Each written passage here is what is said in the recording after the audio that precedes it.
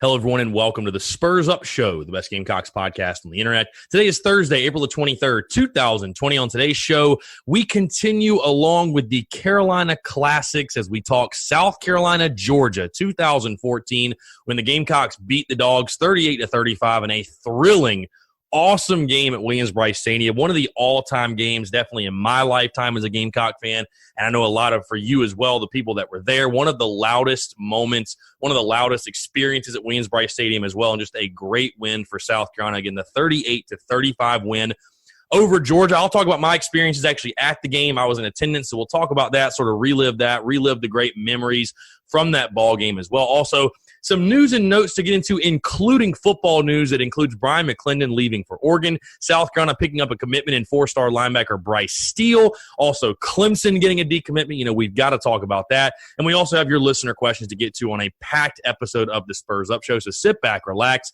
and enjoy the show, and let's get it rolling. Let's get it.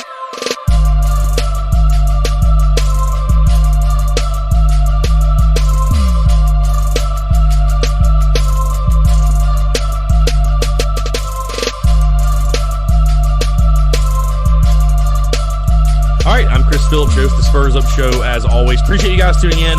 Got a packed show, obviously, as we continue along with the Carolina Classics segment that we're doing. We talked last week, South Carolina, Clemson 2013. Today, we talk about another great game, a game that really I've talked about before, guys. It's probably one of my favorite South Carolina games of all time, especially to rewatch, and that is the 2014 game against the Georgia Bulldogs. What was a thrilling game. Really one of the all-time games, again, for me in my lifetime as a South Carolina fan.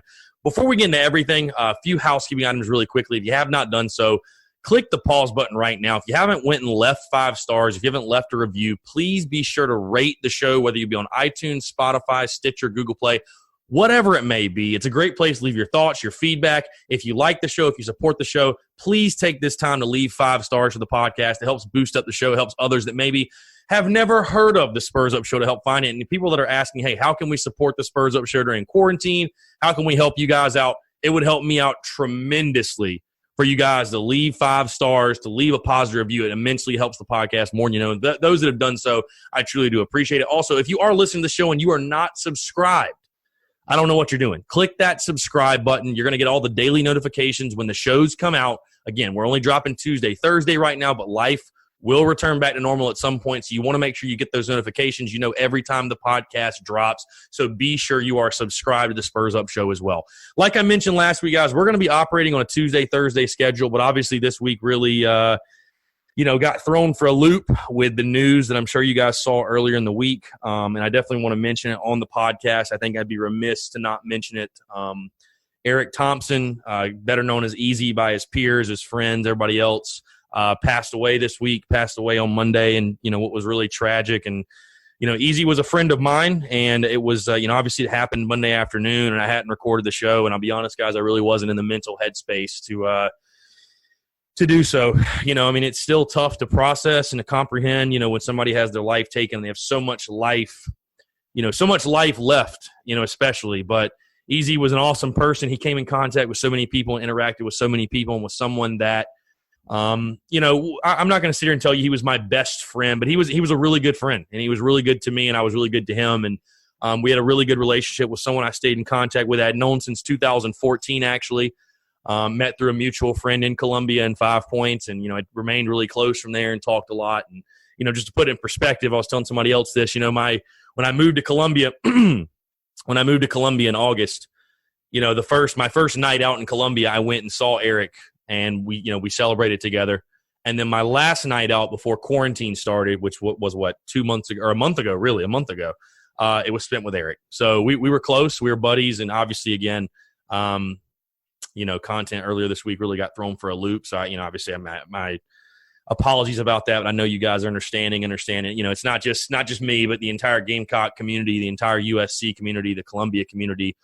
We lost a really good one. So it's definitely want to say rest in peace. Eric Thompson, Easy, prayers to his family, his friends, everyone affected. I know it's a ton of people, again, because he touched a lot of people. And anybody who was blessed enough to know him, I know they have a lot of good memories. So Easy's, we're thinking about you. We're thinking about his family, and, we'll see you again someday soon. So I just definitely wanted to mention again, I appreciate you guys, obviously understanding, because it's, again, still really hard to process, and we're kind of just trying to persevere and keep going. It's what I think Easy would want us to do, to just kind of keep trucking along and pour up a Jaeger bomb and keep it moving. So anyways, though, we're going to be back next week, normal Tuesday, Thursday. Also, the craft beer reviews will return next week as well. Again, those got thrown out of sync. Really, everything just got thrown out of whack.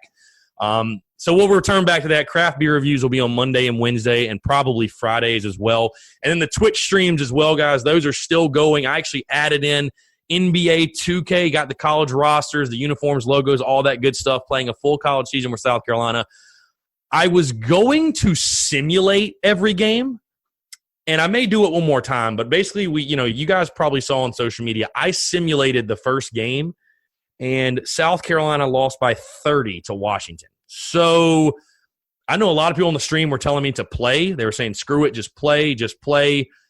And I was thinking, well, I'm not as good at 2K as I am MLB The Show. So, I just let this – I figured the simulations would be a lot of fun. I could sit back, relax, kind of commentate, talk shit, whatever. We lost by 30 to Washington. I'm not going to sit there and watch us get our brains beat in every game. So I may just play. I think the entertainment value would still be there because, again, I'm not some world beater at 2K where I'm going to beat every team by 50 points. So I may just play, just keep, just kind of make you guys aware of that. We'll see what happens. We'll kind of see. It's going to be a trial and error with that. But the MLB The Show stream is still running great. We're running those streams every day, around 12, 1 or 2 o'clock, something like that, kind of mid-afternoon, if you will. But it's a lot of fun if you're not tuning in. Gamecocks baseball right now is 16-9, 2.5 games ahead of the Auburn Tigers for first place in the division. So it's been a lot of fun. It really has been a lot of fun. So you guys be sure to stay tuned to those. The Twitch streams, if you're not following us on Twitch, the Spurs Up Show, please be sure to follow us there. So, all right, let's jump into the meat of the show. Carolina Classics. We're continuing along with the Carolina Classics.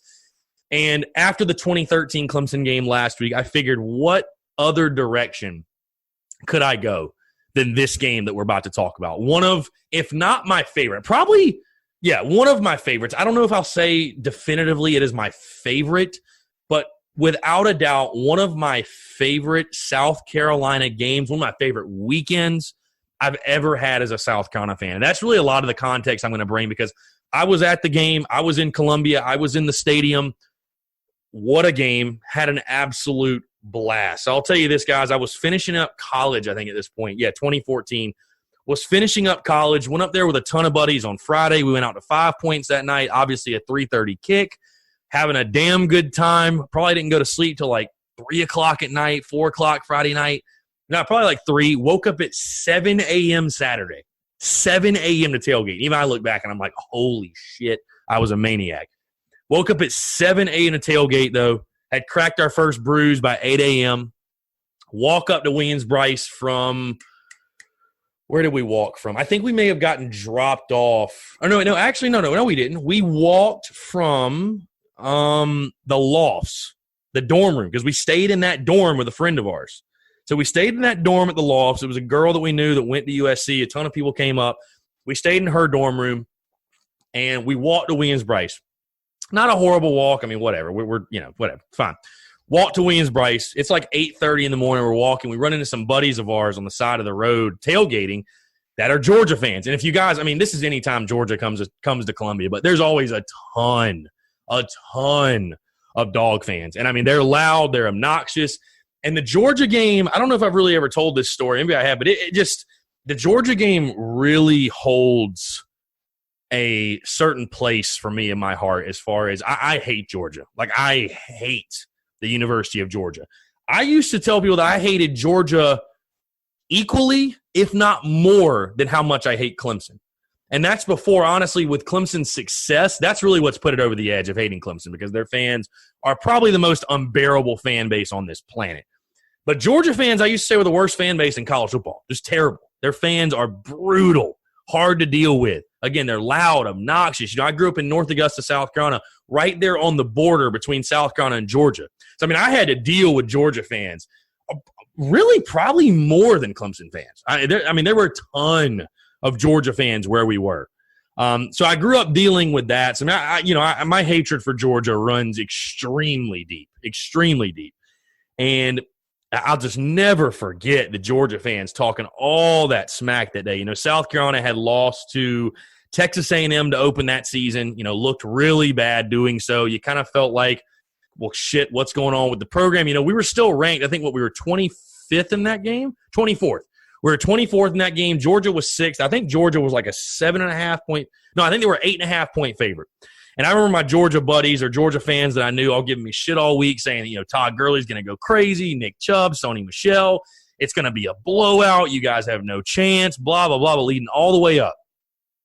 And I remember telling my Georgia buddies at their tailgate, and again, this is like right next to Williams-Brice. I remember telling them, I said, hey, that's fine. Y'all can say whatever you want. But if it doesn't happen the way you're saying, if we win the game, y'all better be here when we get back, because I'm going to come back to y'all's tailgate and see y'all. I'm going to come back to the tailgate and see y'all.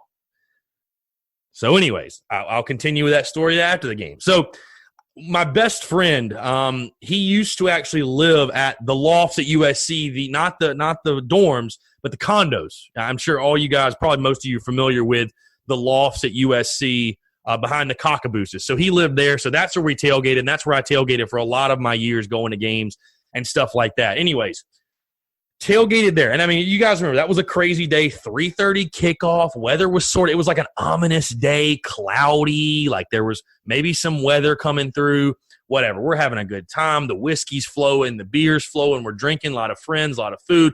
Just a good old-fashioned SEC football, South Carolina football tailgate. I mean, just one of those classic tailgates you have. Again, this was still, we were coming off of 2013. This was still when there was a lot of energy in the air. Listen, we lost to A&M. It is what it is, whatever. But, people still felt like, hey, like this, we can right this ship. We can turn this thing around. So there, ton of people. It was packed. Tons of people, tons of energy. Georgia's in town. It's going to be crazy. It's going to be rowdy. I remember I get into the stadium, 3:30 kickoff. I get in the stadium, after tailgating probably about 3. I like to get in about 30 to 45 minutes early or whatever. I get in there about 3. And you guys remember, that's when the weather came through. The lightning came through. And they said, there's a lightning delay. You've scanned your ticket. You can leave and you can come back in.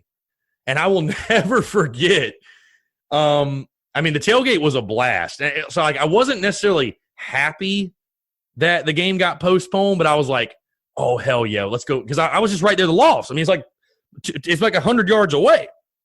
I was like, oh, yes. Went back to the tailgate. We drank some more. We partied, because the game didn't start for like another hour and a half. It basically turned into a night game. That game turned into a night game for those of you guys that remember that, which is probably everyone, and the people that were there as well. So my seats, it's funny. For many, and I still do this to this day, I love standing in the turnstiles personally. Like, I'll stand the whole game. I don't care. I'll stand the whole game. So a lot of times what I would do, especially then, I was in college, whatever, didn't have a lot of money. I would buy the cheapest ticket possible and stand in the turnstile. And probably my favorite turnstile to stand in is the turnstile right above where we run out for 2001. That's a really good view to me. It's cool to be above 2001, whatever. It was just a cool I feel like it's a cool experience there. So that's where I was for that game. So, again, after we leave, partying, tailgate, whatever, go back in the stadium. And it's just me. I didn't have, like, my brother with me. Like, none of my buddies. It was just me in where I was standing. And I was surrounded by Carolina fans. So, it really didn't matter. I was like, I'm with Gamecock fans. I'm with people of my peers. I'm with my peers. I'm with people that, are on my side, whatever. So, anyways, in that turnstile, obviously the game itself was crazy. Dylan Thompson went off just like he did all season that year. I'll never forget that first touchdown drive.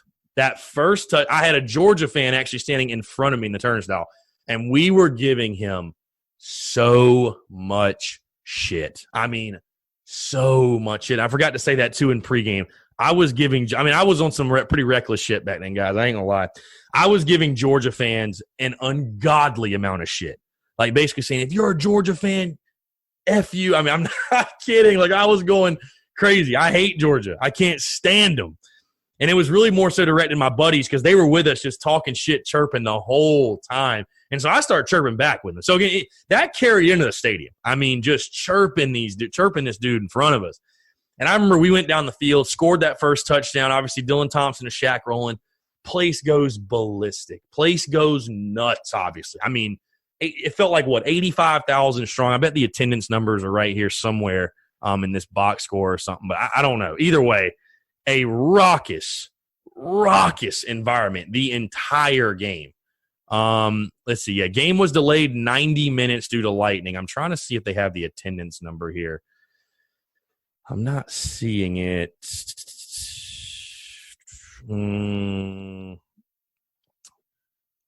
Oh, yeah, 84,232. I mean, that's a packed house. That's in a CBS game, again, turns into a night game. That's a packed house. Like, that is big time.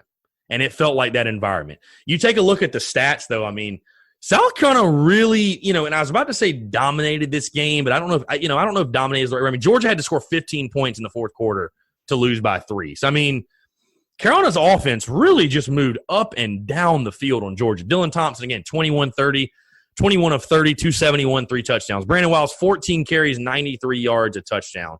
And this was the year, Todd Gurley was the feature back, but Nick Chubb was a freshman. I think Michelle was a freshman as well. They still had Keith Marshall. They had Isaiah McKenzie. Their starting quarterback was Hudson Mason, which not a great QB, was okay, was serviceable. Chris Conley, one of the receivers, really good. Michael Bennett was still on the team that year. But this was really, this to me, again, guys, is one of the best South Carolina football games, just pure football games that I can remember, in the sense of two teams trading blows, going back and forth, back and forth. Dylan Thompson played a phenomenal game. Steve Spurrier, I thought, probably called one of the best games of his South Carolina coaching career, I would say. I mean, it was a phenomenal coaching job, what Steve Spurrier did. How he was drawing up ball plays, getting guys wide open. You take a look at the receiver numbers. Nick Jones led the day, 4 catches, 87 yards. You had Busta Anderson, 5 for 67. Shaq Rowland, 4 for 47. Pharaoh Cooper, 3 for 27 and a touchdown. Pharaoh had that little swing pass or whatever that he got in the end zone. And then a ton of guys running the ball too. I mean, because you had Brandon with 14 for 93 with a touchdown, and he had that big touchdown run late in the game in the rain. And then Mike Davis, 17 for 66. So really, you look at it, a balanced attack, man. Threw for 271 and ran for 176. That's God, I would kill for those numbers now. I would kill for those numbers. But anyway, so a back and forth game, obviously, and really it was South Carolina's, the story of the 2014 season was, and why it wasn't as good as it should have been, was the defense. The defense was atrocious. The defense didn't have a heartbeat, and it really wasn't any different in this game. I mean, you guys remember after that first touchdown drive, South Carolina goes up 7-0. Yay, before you can even collect yourself, where you can even be happy and celebrate that and catch your breath, you have, Sony Michel. Sony Michel going, 33 yards for the touchdown? Is that right? Pretty sure, yeah. Yeah, 33-yard touchdown, and it was easy. It was easy. The little screenplay, you guys remember. It was easy. I remember that game, too, started with that. Who was it? Who was it that should have had a pick on Mason on that first drive? I think it was it Chaz Elder, maybe? I think it was 17. I think Chaz Elder was the one that, he should have picked it. Our secondary was atrocious that year. We had TJ Gurley on the show, and listen, he was on that team, and he talked about, one of the reasons that secondary wasn't nearly as good, and it makes sense, is because the pass rush was just not there. And they were certainly lacking. They were certainly lacking in the pass rush department. So anyways, defense, this was just, again, though, this was one of those, it felt like a Big 12 kind of game. Back and forth offensively, both teams trading blows. I've got the highlights pulled up now, and I'm just sitting here watching. Georgia actually went up 10-7. I remember we had a bad turnover earlier in that game too. But Dylan Thompson, I want to talk about, I don't understand, because I've seen some fans throw shade about Dylan Thompson, and I really don't understand. Listen, I don't consider Dylan Thompson like one of the greats or anything. I'm not putting him up there, with Connor Shaw or hell, even Steven Garcia, but Thompson was he was a pretty damn good player. And this was another one of those games. I don't understand the people that throw shade his way as far as criticizing his game and saying that he wasn't, honestly a big time player. He probably would have been a big time player for 4 years anywhere else. So, I thought Thompson balled out. Again, South Carolina was able to overcome some bad turnovers. You had the big Pharaoh touchdown. I'm just kind of scrolling through these highlights. What was the Busta Anderson play, the Busta Anderson throw and touchdown. to go up 21-13. That was a great play. Nicky Jones had a lot of big catches in this game. Demir Bird had a big catch. People talk about Shaq Rowland. I posted that highlight yesterday. God, just what he could have been. What Shaq Rowland could have been. But really, again, you take a look. I really think it came down to Steve Spurrier and the great play calling and the game plan and everything that the Gamecocks had going in this game. I mean, South Carolina was able to overcome a terrible defense and a terrible defensive effort because their offensive game plan was so good. By the way, just watching the highlights, again, shout out Brandon Wilds. So underrated. Such a good, hard-nosed player. You forget Elliott Fry was in this. And, I mean, the rain really started coming down third and really fourth quarter. And I think that's what was so impressive, too, is that South Carolina, when it needed to run the ball, it ran the ball. I mean, it ran at will. And I don't know when the last time – there haven't been, honestly, many times, and it's been a while since we've seen a South Carolina football team – really want to run the football and then be able to just run it successfully and impose their will. And that's what South Carolina did in that second half. That's what they did in that fourth quarter. I mean, you watch this drive I'm watching right now, which obviously you guys can't see it, but 31-28, 13 minutes left in the game. It's raining. It's hard to throw the football at this point. South Carolina, I think, ran the ball every play on this drive. You're at the 24-yard line. And I think this is the play. Yeah, this is the Brandon Wallace play. He breaks out, jukes a guy, goes left, breaks another tackle, and goes in the end zone. And at that point, obviously, Williams-Brice Stadium, the top came off. Now, I thought that pretty much put the nail in the coffin. That was it. And obviously, it led to be the game-winning score. But just a great game plan by Steve Spurrier. Really was. The other thing you got to talk about in this game, and I love to talk about it, is Georgia's incompetency at the goal line. I mean, just the incompetency of Mark Richt and the offensive staff of Georgia. I think Bobo was the coordinator. I think Mike Bobo was the coordinator. I'm almost positive. Yeah, I'm pretty positive Mike Bobo was the coordinator. So Georgia gets down there. Let's see. Georgia gets down there, first and goal, right? First and goal at the South Carolina 4-yard line. Todd Gurley ran for 131 yards. He ran for a touchdown. South Carolina couldn't really – I mean, they contained him. I thought they did a good job containing him. I thought going in that game it was like, hey, Todd Gurley's going to get his, no question about it, but you've got to limit him. You've got to limit him, and don't let him go off and run for 200 or 220 or whatever. They held him to 130. They held him in check enough for the most part. The one run that he had in that game that stands out, I'm sure you guys remember, he took the handoff around the left side, and it was stopped. He ran all the way around on the right side. I think it was like a 3rd and 8 play, and he got the first down. And that was just like, oh, my. And that's just – you just knew, like, Todd Gurley's the real deal, man. This guy's a monster. But anyways, Georgia's got a first and goal on the 4-yard line. And for whatever reason, Georgia thinks it's a good idea to play action and throw the football and not give it to Todd Gurley.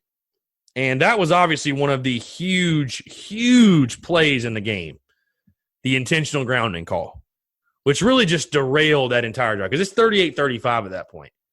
So we all know what happens. Carolina gets to stop. And lo and behold, Marshall Morgan happens. Georgia kickers missing big kicks against South Carolina.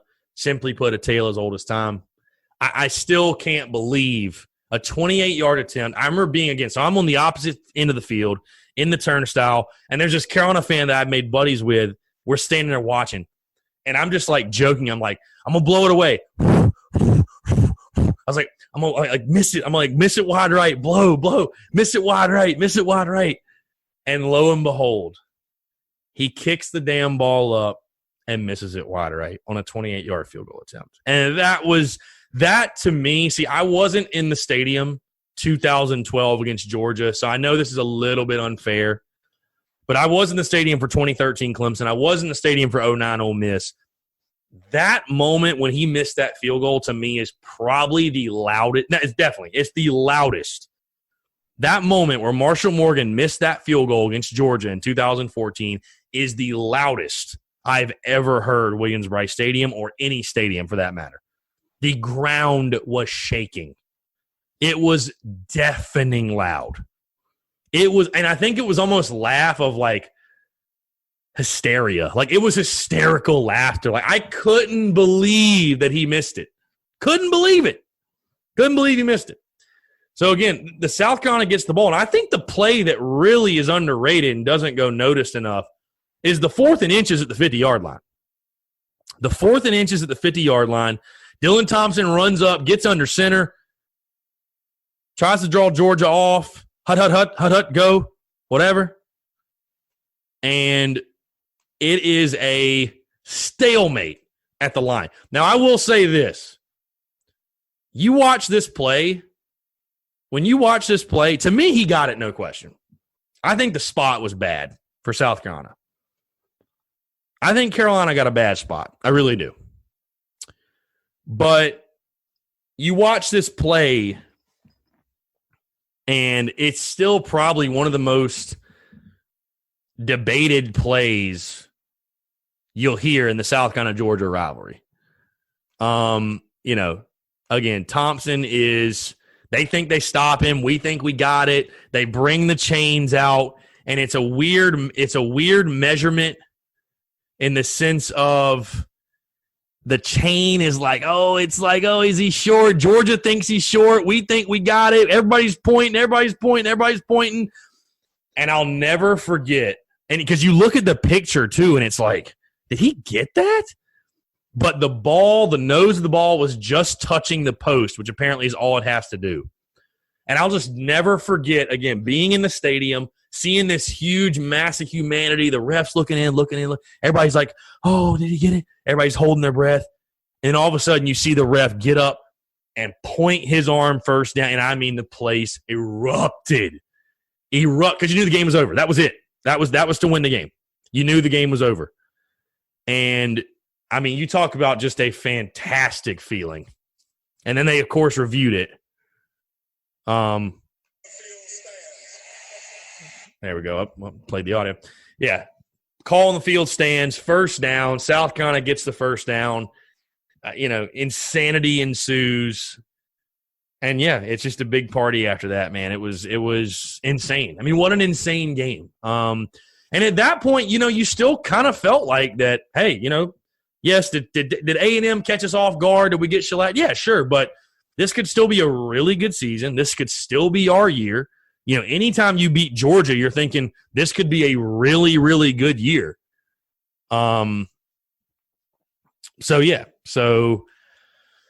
just a crazy game. And honestly, guys, like if I had to pick one game to watch on YouTube to go back and watch and whatever, 2014 Georgia game would be it. Because again, to me, I don't remember a South Carolina game or think of a South Carolina game where there has been more twists and turns and momentum shifts and just crazy. You know what I mean? Just absolutely insane. Really.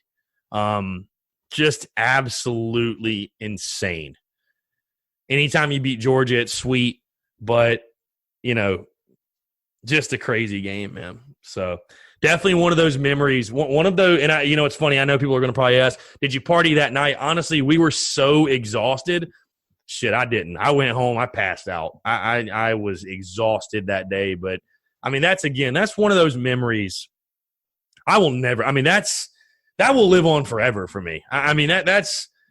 I hope there are a lot more memories that are made like that under Will Muschamp or the next coaches or whatever, because that game that's one of the all-time games for me.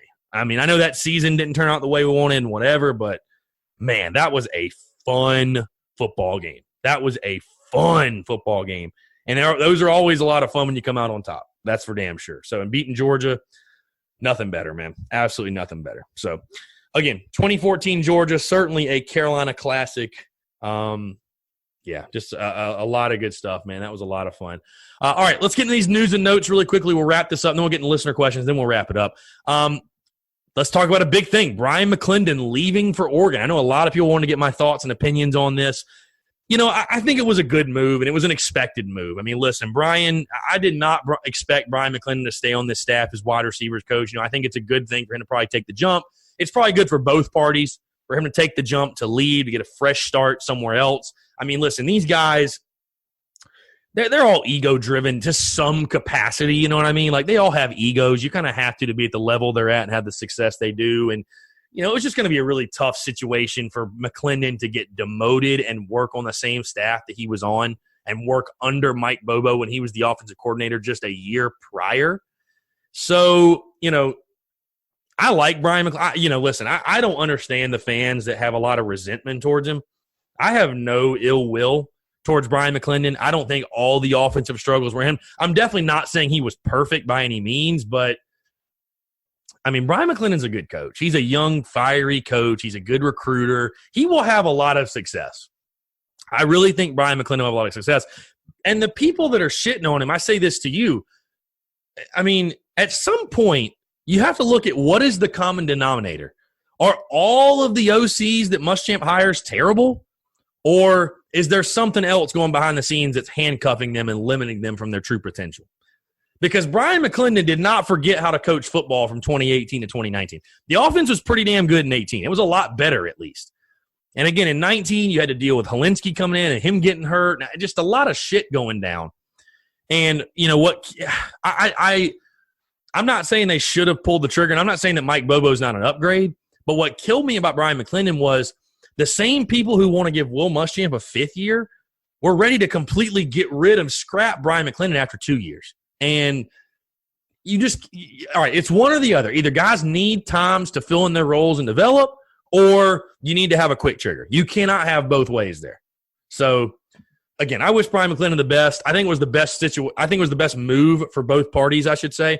But I think he'll have a ton of success. Like, this is not the last we've heard of Brian McClendon.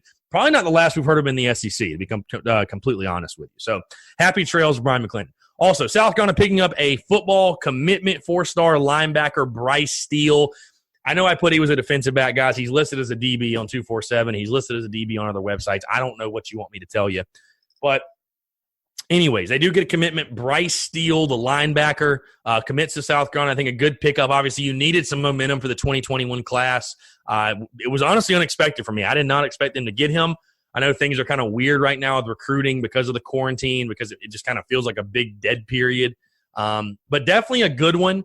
And hopefully it'll start to build some momentum, because I've obviously voiced my concerns about what the 2021 class is going to be.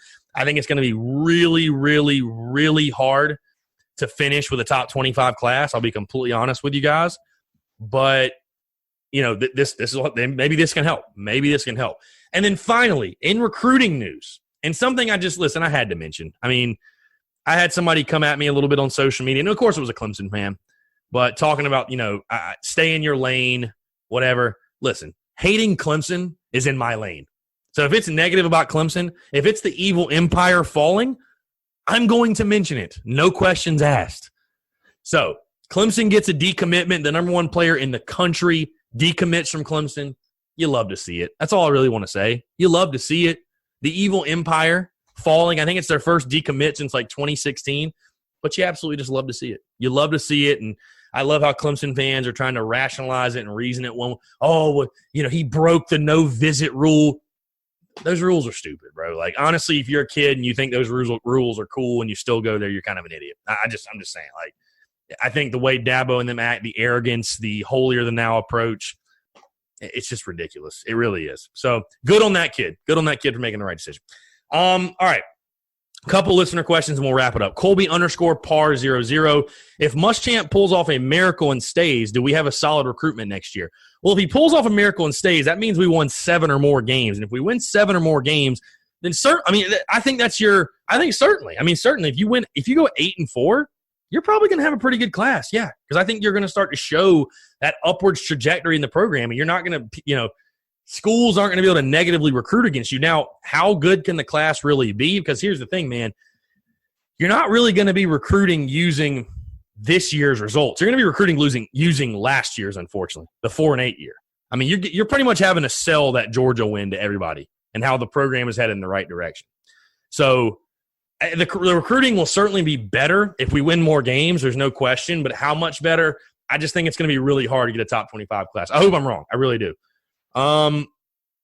Let's see. Hampton_Watson, #1 book of all time. There's a lot of great books, man. I will say, Crushing It by Gary Vee is a great book. The 4-Hour Work Week by Tim Ferriss is a great book. Think and Grow Rich by Napoleon Hill, I think it is. Yeah, that's a great book. 7 Spiritual Laws of Success by Deepak Chopra. That's a great book. So it's hard to name one. Jack Haley 1121. Any more TSUS throwback content going to be posted? Yes. It's just been kind of hard to, I don't know if find that content's the right word, but there will be more. There will be more, I promise. There will be more of that content, yes. TGH_3, last question. I'm so hyped for football. I hope we actually play this fall. I agree 110%, brother. I'm holding out hope and holding out faith. We're going to play. So let's all be positive and optimistic, and hopefully we'll speak it into existence, and we'll get football. At this point, I don't even care if we have fans. It would be brutal not to be able to go to games, but, God, if we can just get games played, that's really all I care about at this point. So appreciate you guys tuning in. Again, thank you so much for the support, the love, everything. This has been a tough week for everybody, so I really do appreciate it. That was a lot of fun, though, talking Carolina, Georgia 2014. I really have enjoyed these Carolina Classics. And, again, we're going to get back on schedule next week. Tuesday, Thursday, pods will be dropping. Monday, Wednesday, Friday, craft beer reviews, Twitch streams every day, and then also all the other content that we do. So, again, guys, really, really do appreciate it. Episode 238 in the books. Everyone have a fantastic weekend, and we'll talk to you next week.